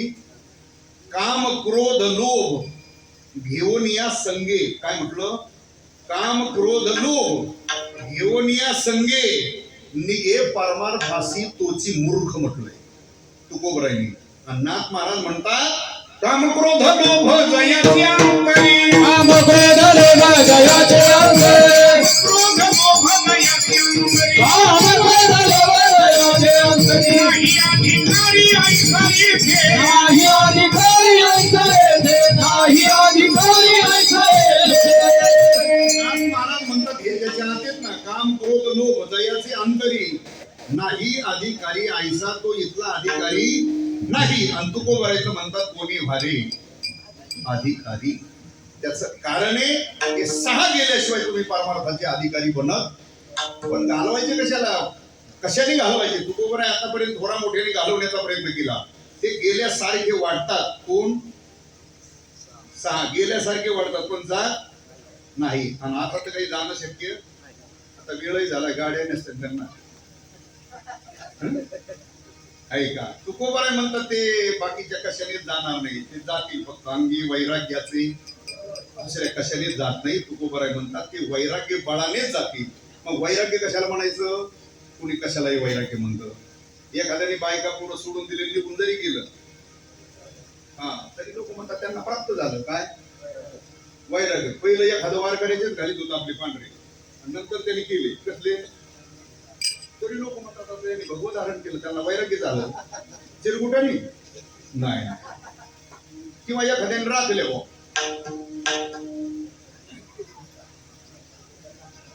तरी लोक म्हणतात त्यांना प्राप्त झालं कशाने, केसांचे प्रेमी. म्हणजे मला तर काय माझ्या एवढ्या वर्षात मला पुढे प्रमाण ओवी श्लोक सापडा नाही. भगवे चिरकुट करणं म्हणजे वैराग्य आहे, झेपऱ्या राखणं म्हणजे वैराग्य आहे. ते राखू नये घालू नये असं माझं मत नाही, पण त्याचा वैराग्याचा संबंध. पण लोक कोणी कशालाही वैराग्य म्हणतात. याचा अर्थ असा चांगल्याचं ऐकलं नाही, चांगलं वाचलं त्याचाच परिणाम आहे. कशालाही काही म्हणायचं. वैराग्य त्याला म्हणतात कशाला, इह लोकापासून स्वर्ग लोकापर्यंत अनुकूल मानलेल्या भोगाच्या त्यागाच्या इच्छेला म्हणतात. काय हे विचारसागर सांगतो. इह लोकापासून स्वर्ग लोकापर्यंत अनुकूल मानलेल्या भोगाच्या त्यागाच्या इच्छेला काय म्हणायचं, हा विचारसागर सांगतोय. आणि आपला धर्मग्रंथ असा सांगतोय इंद्रियार्थेषु वैराग्य. या श्लोकाखालच्या सगळ्या ओव्या पाहता दृष्टांत दिलेत. वमिलियांना लाळ रघुठी जीवी रसना, कांगन सुयालिंगणा प्रीताची या विष घाणी नागवी, जळत घरी न निघावे, व्याघ्र विवार न करावे, वस्ती जीवी दळदळी दलोहरसी, उडी न घालावी जैसी, न करावी उसी अजगराची. अर्जुना तेने पाडे जयाच विषय वार्ता नावडे, नेदिसत ही तोंडे इंद्रियाचे निज जावो, अथवा ही घेते का स्वर्गीचे, भोग पाईक झाली या इच्छेचे, परी भोगावे हे नरुचे मन मावी. त्याला वैराग्य म्हणतात. असं वैराग्य बळ अंगी धारण करा. वैराग्य बळाने तुकोबाराय म्हणतात हे 6 दोष घालवा, अधिकार संपन्न व्हा. जे देवाला आवडत आहे ते देवाला द्या. आपली जीव दशा घालवण्याकरता कुठलाच प्रतिबंध राहत नाही. उरेल ना उरी ढोपार खुमाई, ढोपार खुमाई, ढोपार खुमाई,